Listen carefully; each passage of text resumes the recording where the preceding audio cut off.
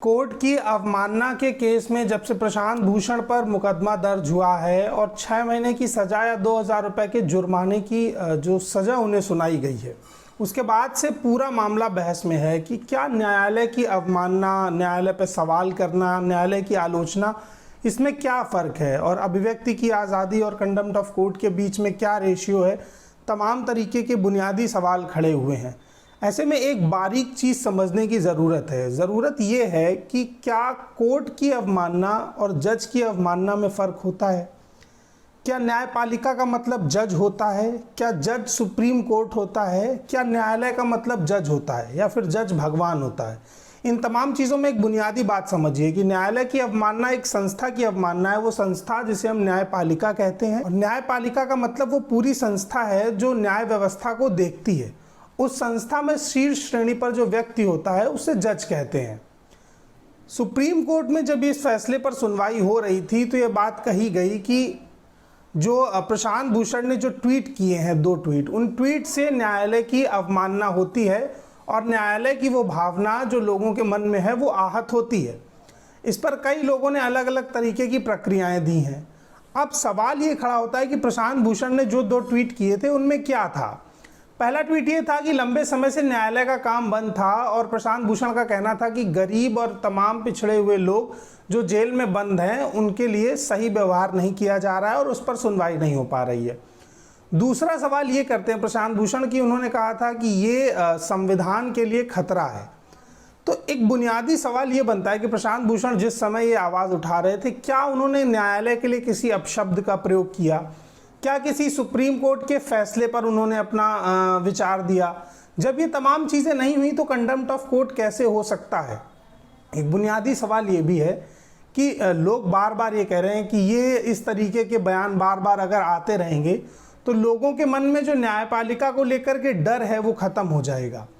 डर से जंगल राज चलते हैं, लोकतंत्र नहीं चलता है। आपको ये बुनियादी फ़र्क समझने की ज़रूरत है कि न्यायपालिका के लिए लोगों के मन में सम्मान होना चाहिए, डर नहीं होना चाहिए। ठीक उसी तरह जैसे पुलिस के लिए लोगों के मन में डर नहीं होना चाहिए, सम्मान होना चाहिए। हमने इस देश में पुलिस और अदालत को डर का अड्डा बना रखा है जिससे लोग डरें, और ये डर ही न्यायपालिका को भीतरी तौर पर कमज़ोर करता है। एक और बड़ा सवाल यहाँ पर ये उठता है कि जो जस्टिस होते हैं, जो न्यायाधीश होते हैं, क्या वही न्यायपालिका होते हैं या वो पूरी प्रक्रिया न्यायपालिका होती है जिसके तहत न्याय मिलता है? तो लेकिन भारत में उल्टा है। अगर आप किसी जज पर टिप्पणी करते हैं तो कंटेम्प्ट ऑफ कोर्ट मान लिया जाता है। आप इसका उलट अगर अमेरिका में देखें तो अमेरिका में कोर्ट के फैसलों पर राय देना या उस पर अपनी बात रखना कंटेम्प्ट ऑफ कोर्ट नहीं है और काफ़ी हद तक इसमें आज़ादी है, अभिव्यक्ति की स्वतंत्रता को इसमें स्पेस दिया गया है। लेकिन भारत में इस तरीके का स्पेस नहीं है। अन्य कई देशों में न्यायालय के फैसलों पर टिप्पणी करना न्यायालय की अवमानना नहीं मानी जाती है। आलोचना और अवमानना के बीच की बारीक रेखा में प्रशांत भूषण को फंसाया गया और उनको जिस तरीके से जेल भेजने की कोशिश की जा रही है, कहीं ना कहीं ये बात साफ तौर पर जाहिर होती है कि इस देश की न्यायपालिका के भीतर चीज़ें सामान्य नहीं हैं। इससे पहले भी जस्टिस लोया की हत्या की जांच जिस तरह से हुई और अभी तक उस जांच का कोई स्पष्टीकरण नहीं आया, आप समझ सकते हैं कि इस देश में जस्टिस भी सेफ नहीं है। उसके बाद जस्टिस कर्णन को जिस तरीके से हिरासत में रखा गया है उस पर भी कोई सुनवाई या कोई बड़ा फैसला नहीं आ रहा है। तो मतलब अगर आप सरकार पर सवाल करते हैं, न्यायपालिका के अंदर जो चीज़ें गलत हो रही हैं उन पर सवाल उठाते हैं, तो उसको किसी तरीके से ये मान लिया जाएगा कि आप न्यायालय की अवमानना कर रहे हैं और आपको जेल में डाल दिया जाएगा। अब मैं एक तस्वीर आपको दिखाता हूँ जिसमें चीफ जस्टिस बोबड़े साहब एक बाइक पर बैठे हैं और उस पर तमाम तरीके की प्रतिक्रियाएं आई, लेकिन उस पर सुनवाई नहीं हुई जिस पर होनी चाहिए। सुप्रीम कोर्ट के जस्टिस जो चीफ जस्टिस हैं, उनका आचरण इस देश के लिए बहुत बड़ा सवाल होता है। वो जिस तरीके की छवि दिखाते हैं लोग उसे मानने की कोशिश करते हैं। वो बीजेपी नेता के एक बेटे की हार्ले डेविडसन बाइक पर बैठे थे। उस दौर में जब कोरोना चरम पर था, उन्होंने मास्क नहीं लगा रखा था और ना सोशल डिस्टेंसिंग फॉलो की गई। इसको लेकर बहुत ट्वीट किए गए, प्रशांत भूषण ने भी ट्वीट किया, लेकिन इस पर कोई भी बड़ा सुनवाई नहीं हुई, कोई फैसला नहीं आया, उनसे सवाल नहीं किया गया।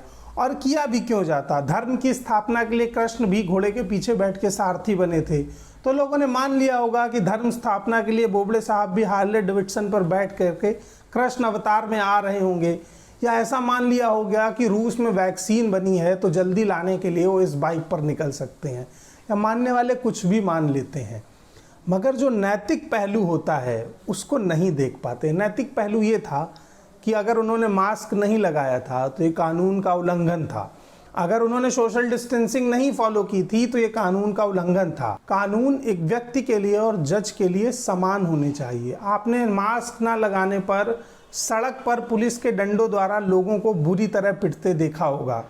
क्या चीफ जस्टिस के मास्क ना लगाने पर 2-3 डंडे पड़ने चाहिए थे? नहीं पड़े। क्यों? क्योंकि यही फर्क है और यही लोकतंत्र को धूमिल करता है। एक जज जिसके पास एक बड़ी पदवी है, अगर वो कोई क्राइम करता है तो क्राइम नहीं रहता है, लेकिन अगर एक साधारण आदमी वही क्राइम करता है तो उस पर सजा तो होती है, साथ उसकी पिटाई भी होती है। और ऐसी स्थिति में जब लोकतंत्र पे सवाल किया जाता है तो आपको कंटेम्प्ट ऑफ कोर्ट का सामना करना पड़ता है। तो ये बात मैं आपको बार बार समझा रहा हूँ कि न्यायपालिका का मतलब जज नहीं, वो इमारत है, वो संस्था है और वो प्रक्रिया है जिसे न्यायपालिका कहते हैं। अगर कोई जज कुछ गलत करता है तो उस पर सवाल करना लाजमी है। यही चीज़ लोकतंत्र को जिंदा रखेगी।